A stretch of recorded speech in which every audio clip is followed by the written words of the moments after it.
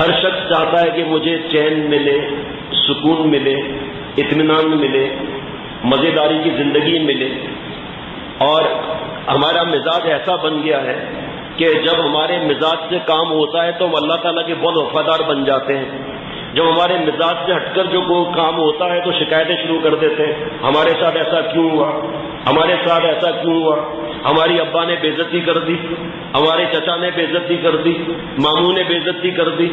بھائی پہلے فیصلہ کر لیں، ہم اور آپ ابھی اسی وقت یہی فیصلہ کریں. عزت ذلت کس کے ہاتھ میں بھائی؟ بس اتنے ہی لوگوں نے جواب دیا. یہ آواز ماشاءاللہ. عزت ذلت کس کے ہاتھ میں؟ ماشاءاللہ. روزی کا گھٹانا بڑھانا کس کے ہاتھ میں؟ غمی خوشی کس کے ہاتھ میں؟ زندگی موت کس کے ہاتھ میں؟ مشکلات دور کرنا کس کے ہاتھ میں؟ خاتمہ ایمان پر کس کے ہاتھ میں؟ قبر میں پیار کرنے والا کون ہے؟ جنت دلانے والا کون ہے؟ سب سے بڑا کون ہے؟ مشکل کشا کون ہے؟ اس کو تو ہم نے ناراض کیا ہوا ہے. آپ بتاؤ، فیصلے تو آسمان سے آتے ہیں نا. ذرا شوہر نے پٹائی کر دی، فوراً ابا کو فون کیا، جاؤ بھائی، اور شوہر کے گھر چھوڑ کر بھاگ گئے. نہیں، پہلے آپ یہ لکھ کر دیں بانڈ پیپر پر کہ یہ خوشیاں ہمیں آپ دیں گے. بیگم صاحبہ اچانک خسارہ ہو گیا، سب کچھ جمع پونجی لٹ گئی، اب میں مجبور ہوں، ہم نہیں جانتے. ڈاکہ ڈالو، اسمگلنگ کرو، رشوت لو، سود لو، میں کچھ نہیں جانتی. مطلب ایسے ایسے حالات پیش آتے ہیں کہ سب سے پہلے ایک بات ہم آپ سمجھ لیں کہ کہاں کوئی غم نہ ہو، یہ صرف جنت کی زندگی ہے. اللہم لا عیش الا عیش الاخرہ. عیش تو آخرت کا عیش ہے. جو اللہ کے نیک بندے تکلیفیں ان کو بھی آتی ہیں. تو ذرا سی بات پر جو ہے شکایتیں شروع کر دینا.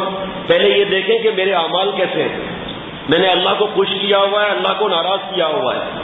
جب غمی خوشی کا مالک اللہ ہے، اور غم بھی کسی وجہ سے اللہ دیتے ہیں، خوشی بھی کسی وجہ سے اللہ دیتے ہیں. کفار کو بھی خوشیاں ملتی ہیں، نہیں ملتی.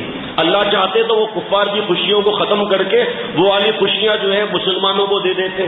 اگر ایسا ہے بھی تو نعوذ باللہ اللہ تعالیٰ اس چیز کے محتاج ہے کہ کفار کی خوشیاں ختم کر کے وہ یہاں دے دیں. اللہ اس پر قدرت رکھتے ہیں، سب خوشیاں مسلمانوں کو بھی دے دیں. اور پھر جب مسلمانوں کو دیکھیں کہ ساری خوشیاں مل رہی ہیں، سارے کافر مسلمان ہو جائیں گے. ان کو کیسے ڈھیل دی ہے اللہ تعالیٰ نے، اور فرعون بنے ہوئے.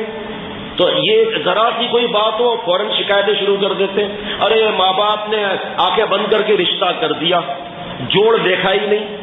دیکھو بھائی، پہلے تو یہ رکھیں خیر کی نسبت اللہ کی طرف کریں گے، شر کی نسبت ہمارے طرف ہوگی.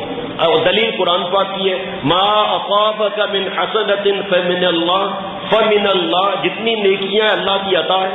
وما اصابک من سیئۃ فمن نفسک. جتنے گناہ ہیں ہمارے نفسی شرارت، غلاظت، حرارت ہے. فوراً شکایت آ جاتی ہے زبان پر، ہماری یہ خواہش پوری نہیں دی، اس کو گاڑی مل گئی، ہم کو گاڑی نہیں ملی.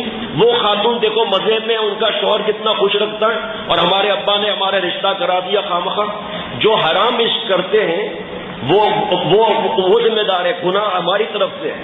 باقی جو رشتے ماں باپ کی مرضی سے بنتے ہیں وہ آسمان سے آتے ہیں رشتے، وہ اللہ تعالیٰ کی طرف سے. وہ شر اور بدماشی اور گناہ ہماری طرف سے، اور خیر کا خالق اور مالک اللہ ہے. جب کوئی تکلیف آتی ہے، میرے پیارے مرشد محبوب مرشد فرماتے تھے کہ یہ دیکھو کہ میں کس گناہ میں مبتلا ہوں، توبہ کریں ہم. اللہ تعالیٰ خود قرآن پاک میں فرما رہے ہیں، آگے میں پڑھوں گا کہ گناہوں کی نحوست کی وجہ سے وبال آتا ہے. ہمارے کرتوت ایسے ہیں.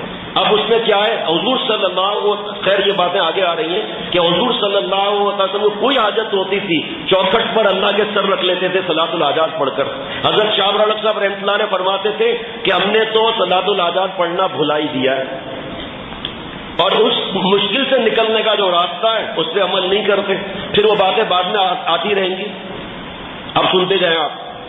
پہلے تو یہ سن لیں کہ جو مصیبت، دیکھو بھائی میں تفصیل نہیں بتاؤں گا دوبارہ کہ ساس سسر کا مسئلہ، شوہر کی پٹائی، بیگم صاحبہ کا چکر، شوہر کا ستانا، شوہر کا توجہ نہ دینا، اور نوکری کا اچانک چھوٹ جانا، ہر طرف اریانی، فحاشی، موبائل کی ذلتیں، سیل فون کی ذلتیں، خاتون کا فون آتا ہے، خط آتا ہے کہ میرا شوہر مجھے توجہ نہیں دیتا، ساری ساری رات فلمیں دیکھتا رہتا ہے، یہ رشتہ ختم ہو جائے تو اچھا ہے، نعوذ باللہ اولاد مر جائے تو اچھا ہے. یہ حالت ہے. اور بھائی تو دیکھ، تو نے سجدے میں سر رکھا، تو اللہ تعالیٰ کے ہاتھ میں دل کا بدلنا کیا ہے؟ کسی کا بھی. ہم جتنے بیٹھے ہیں، جتنے مسلمان ہیں، اللہ تعالیٰ سب کو اللہ کا اپنا ولی نہیں بنا سکتے. جس رب کے ہاتھ میں اس نے الٹا اللہ تعالیٰ کی نعمتوں کی شکایت کرتے ہیں. ارے جتنی تکلیف آئے دنیا میں اپنے سے کم نعمت والے کو دیکھ لو، دیکھ لیا ہاں واقعی ہم سے کم نعمت والے ہیں، تکلیف والے زیادہ ہیں، پھر دیکھنے کا حکم ہے. اور دین میں اپنے سے اوپر والے کو دیکھو، ہاں اللہ والے کو دیکھ لیا. شیخ العرب والعجم حضرت مولانا شاہ حکیم محمد اختر صاحب رحمۃ اللہ علیہ کو الحمدللہ 22 برس دیکھا اللہ تعالیٰ کے کرم سے، لیکن پھر کیا کیا؟ عمل کیا. جو مصیبت، ذرا غور کرنا، اشش کر اٹھیں گے آپ، جو مصیبت ہمیں مولا سے ملا دے وہ مصیبت نہیں ہے، اللہ کی نعمت ہے. ذرا جملہ یہ بھی دل میں اتر جائے، آج کا بیان قبول ہے. جو مصیبت مولا سے ملا دے یہ مصیبت نہیں، یہ اللہ تعالیٰ کی طرف سے نعمت ہے.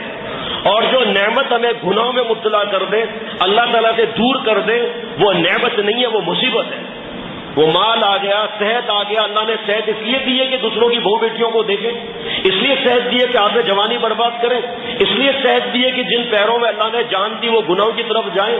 حضرت رحمۃ اللہ علیہ فرماتے تھے کہ آپ بھی اپنے دوست کو کوئی ٹائم دیتے ہیں نا ملنے کا، دیتے یا نہیں دیتے کہ ہم یہاں ملیں گے؟ حضرت یونس علیہ السلام کو اللہ تعالیٰ نے نبوت عطا کرنی تھی، وہ ٹائم مچھلی کے پیٹ کا تھا. حضرت موسیٰ علیہ السلام کو اللہ تعالیٰ نے نبوت دینی تھی، وہ طور پہاڑ پر جانا تھا. ایسے اللہ تعالیٰ کے انتظامات ہوتے ہیں. اللہ یہ غم اس لیے دیتے ہیں کہ میرا بندہ میرا ہو جائے، غیر کا نہ رہے.